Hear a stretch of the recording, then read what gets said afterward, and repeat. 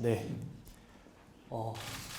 말씀드리기에 먼저 이 자리 만들어주시고 곁에서 처음부터 끝까지 또 우리한테 힘이 있든 없든 계속 함께 해주신 녹색정의당 대전시당 동지 여러분들께 감사드립니다.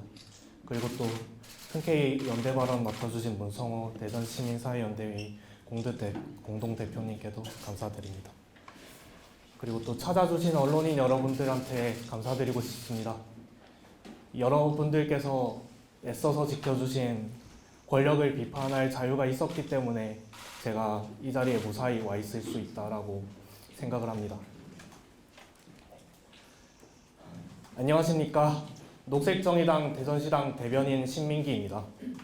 저는 지난주 금요일 카이스트 학위수료식에서 정부의 부자 감세와 R&D 예산 삭감에 피켓을 들고 항의했다는 이유로 윤석열 대통령의 경호원들에 의해서 입을 막히고 사지가 붙들려 연행되었고, 이제 지금 법을 어겼다는 이유로 경찰 조사를 앞두고 있습니다. 이 자리에 서기까지 정말로 많이 고민했습니다. 피켓을 들어올리기로 결심했던 순간보다도 10배 아니면 20배 더 고민을 했던 것 같습니다.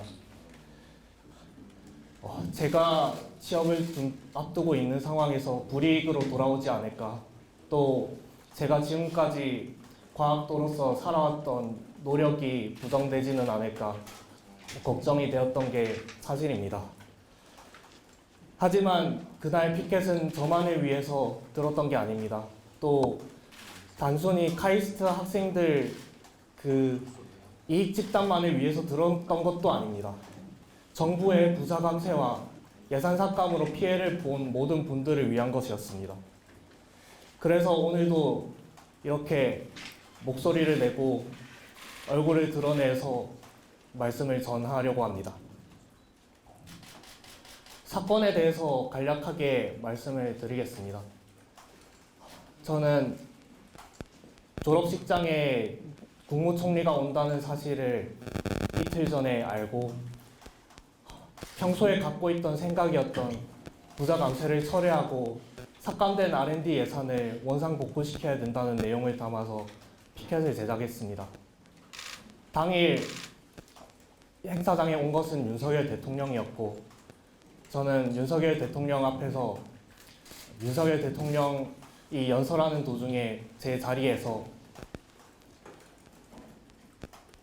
윤석열 대통령 R&D 예산 복원하라 라고 외쳤습니다. 피켓을 꺼내들고 그렇게 외쳤을 때 경호원이 저의 피켓을 곧장 뺏었고, 저는 그 말 한마디도 채 끝나지 못한 채 입에 막혔습니다. 제 안경, 지금 쓰고 있는 안경이 날아가고 마스크 줄도 끊어졌습니다. 그 상황에서 저는 최대한 제 목소리를 알리기 위해서 R&D 예산 복원하십시오라고 여러 번 외쳤고, 그대로 사지가 붙들려서 행사장 밖으로 끌려나갔습니다. 행사장 밖으로 끌려나간 뒤에는 행사장 인근에 있는 별실로 이동을 해서 법을 위반했고 사람들을 선동할 수 있는 행위를 하셨으니 경찰의 조사를 받으셔야 된다 라는 얘기를 들었습니다. 그리고 그 상태로 방 안에 혼자서 경호원이 문 밖을 지키고 있는 상황에서 나가지 못한 채로 30분을 대기했습니다.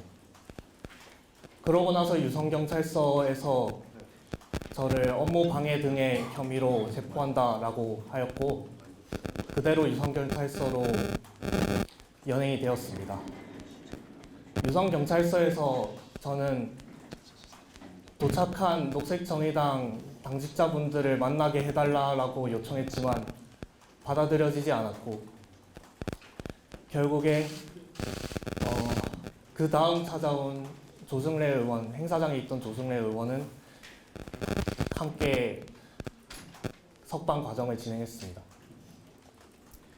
오늘 기자회견을 결심하게 된 가장 중요한 계기가 있습니다. 많은 분들이 제가 끌려나가는 장면은 보셨지만 제가 들었던 피켓을 보지 못하셨던 것 같습니다. 저는 단순히 다른 국민들은 어떻게 되든 좋으니 R&D 예산만 살려달라고 그렇게 요구하려고 목소리를 낸 것이 전혀 아닙니다. 단순히 정권의 피해자로 남기 위해서 끌려간 것도 아닙니다. 저는 녹색정의당 대전시당에서 활동하면서 올해 예산이 줄어들었던 이유로 지원을 받지 못하게 된 대전의 많은 분들을 알게 되었습니다. 저와 비슷한 나이의 사회초년생 전세 사기 피해자분들을 만났고요. 시 지원을 받지 못하게 된 장애인 시설의 얘기를 들었습니다. 제 또래가 죽어갔던 세월호 참사 그 기념 사업의 예산 전액 삭감 소식도 들었습니다. 이 모든 일의 원흉이 정부의 예산 삭감이었고 그 출발점에 부자 감세 기조가 있었습니다. 부자 감세에서는 여도 야도 없었습니다. 부자 감세는 국회에서 인정한 적도 없는 밀실 합의로 논의가 되었고 R&D 예산 복원이 논의될 때도 연구자들은 그 상세한 내용 하나 알 수 없었습니다. 정부가 사과해야 하고 국민의힘이 사과해야 하고 그리고 그 과정에서 최대한의 노력을 다하지 못한 더불어민주당도 책임을 지셔야 된다라고 생각을 합니다.